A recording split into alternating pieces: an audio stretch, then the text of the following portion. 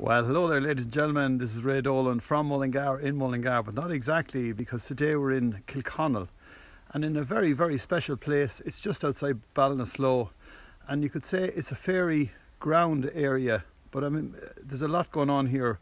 But I'm here with the man who owns the land, who's been on television 101 times. People come here regularly just to experience the energy and get back to where we're from.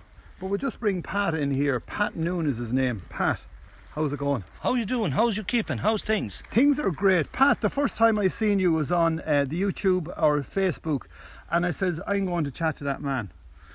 So it's a pleasure to be here on your land. Pat, what exactly? Now, we're here with a very ancient tree. How old is this tree? It's 1,000 years old, Ray. It's an ash tree. It's an ash tree. It relates back to the fairies love ash trees. Is that the connection, or what is the fairy tree for starters? Well, the fairy tree is the white-thorn tree. The fairy tree is the white-thorn tree, as you can see up here where the haws is on them. Oh, right. Yes, they are the real fairy trees. The ash tree is a great Celtic tree. It's a tree of life. But the fairy tree is the white-thorn tree. The fairy tree lives for about 500 years and it dies from the centre out. It's the same as the yew tree. A yew tree is the tree of life as well. It's a mystical tree, and I'm lucky enough to have one of those here as well, Ray. You have so much going on here. Now, we were up the other day and we're up in Glasnevin, and the yew trees were put in to keep out the animals, because the animals at the time were eating all the grass in the cemetery. In the cemetery, right? Well, I have one grown in here, and I'll show you in a few minutes, and my animals sleeps in under it and grazes it and even eat it. Go on. Yes, it was brought down here by a sapling about 1,500 years ago by the abbot of Kilconnell Friary. It's a blessed tree. People comes here for little slips of it against cancer and other things, and it's a sacred tree. The stock, horses and all grazes in here, and as you know, it's highly toxic, but my animals sleeps under it. Absolutely magic. There's so much, as I say, going on here. We passed the church on the way in. The church is in magnificent condition, and the monks actually were in this church. The monks was in this. It was a Franciscan monastery. Right.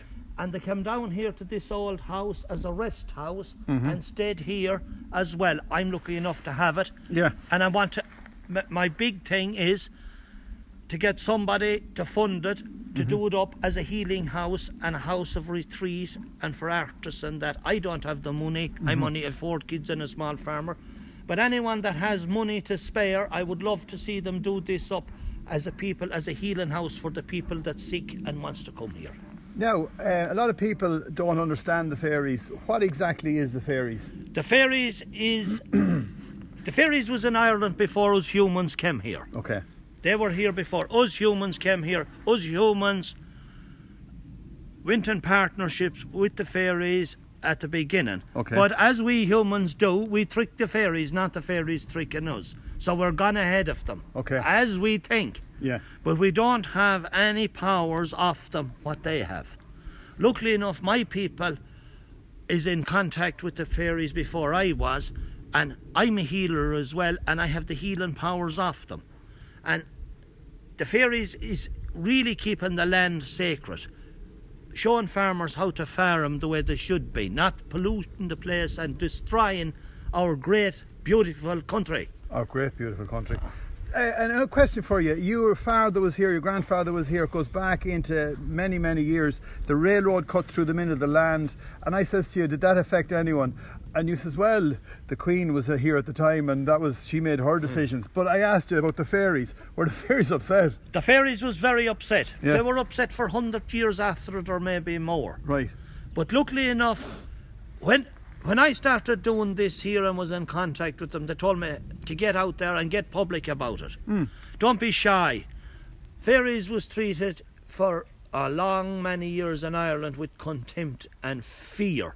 Yeah. Because they got a bad name from the Christian churches. Okay. And from other people. Right. But now we can see how good they are doing. They are doing the good of the country by preserving trees, land, water. Yeah. Them things gives us life. And what more can I say about that? And it's a full circle, as I say. All the Celtic stuff is all full circle. You have a cairn here. I have a cairn. The fairies build that or what? No, that was built here by the Celts. Go on. That was built here by the Celts. There has been some trinkets found in it, and the Celts was here.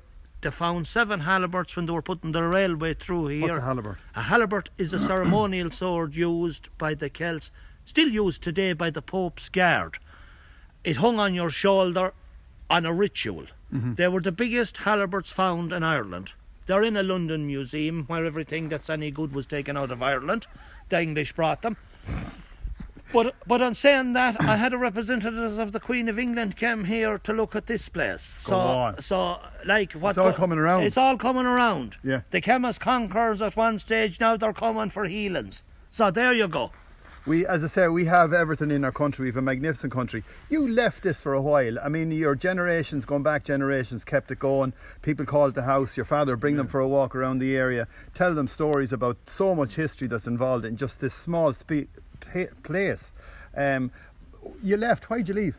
There was so many people coming. I was a young man. There was a lot of people coming for healings. I couldn't go to a football game or a hurling game every Sunday. There was someone at the door sitting waiting for healings and waiting. Just like you this morning. Yeah. Man. Turned up. I know, turned up. Turned up. And I mean, I have to say it to you, because it's, you know, when you call to a lad's house, like as far as bad, like the way things are gone now, the best thing to do is ring him. Yeah. No, he might answer the phone. The best thing to do is text him. He might text you back. You might get him on Facebook. And fair enough, if you pull up the house, you can't get across the front gates because he's locked. He's locked in. He's locked in. People has gone very security conscious. Thank God I'm not security conscious. I have nothing to bring here.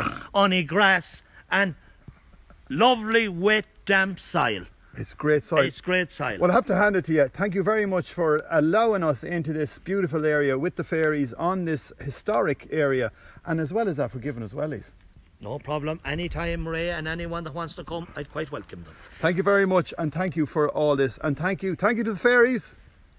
Lovely. Thanks and for listening to us. There you are, folks. This is Red All and Live from Mullingar, in Mullingar, but not exactly.